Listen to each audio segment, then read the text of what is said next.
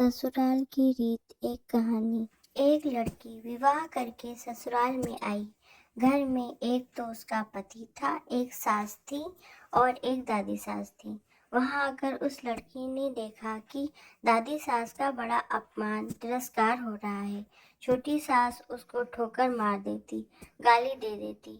ये देखकर उस लड़की को बड़ा बुरा लगा और दया भी आई। उसने विचार किया कि अगर मैं सास से कहूँ कि आप अपनी सास का तिरस्कार मत किया करो, तो वह कहेंगी कि कल की छोकरी आकर मेरे को उपदेश देती है, गुरु बनती है। अतः उसने अपनी सास से कुछ नहीं कहा। उसने एक उपाय सोचा। वह रोज काम धंधा करके दादी सास के पास जाकर बैठ जाती और उसके पैर दबाती। जब वह वहां ज्यादा बैठने लगी तो ये सास को सुहाया नहीं। एक दिन सास ने उससे पूछा कि बहू, वहां क्यों जा बैठती हो? लड़की ने कहा, बोलो, काम बताओ। सास बोली कि काम क्या बताएं, तू वहां क्यों जा बैठी? लड़की बोली कि मेरे पिताजी ने कहा था कि जवान लड़कों के साथ तो कभी मत बैठना, ना ही जवान लड़कियों के साथ भी कभी मत बैठना। जो घर में बड़े बूढ़े हों उनके पास बैठना, उनसे शिक्षा लेना।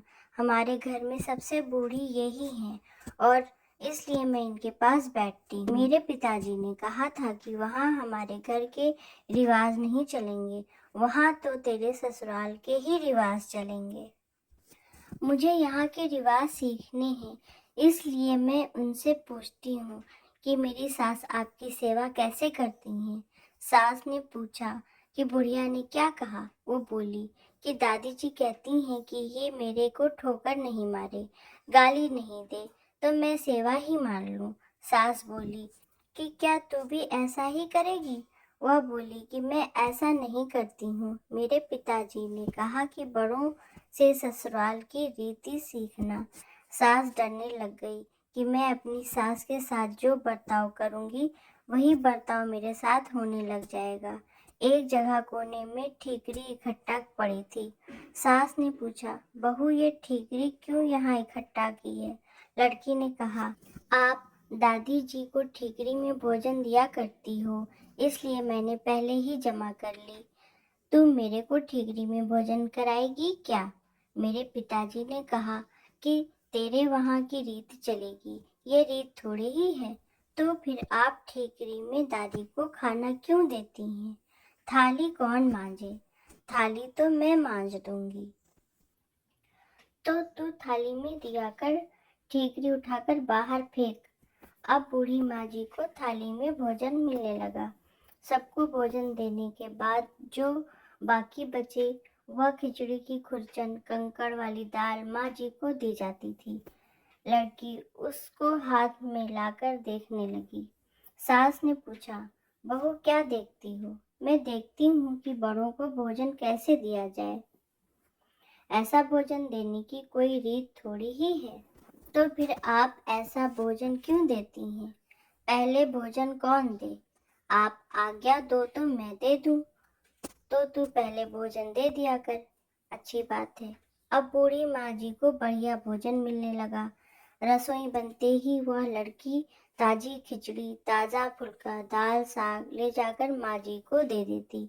माँ जी तो मन ही मन आशीर्वाद देने लगी। माँ जी दिन भर एक खटिया में पड़ी रहती। खटिया टूटी हुई थी, उसमें से बंधन वार की तरह मूंज लटकती रहती थी। लड़की उस खटिया को देख रही थी। सास बोली कि क्या देखती हो?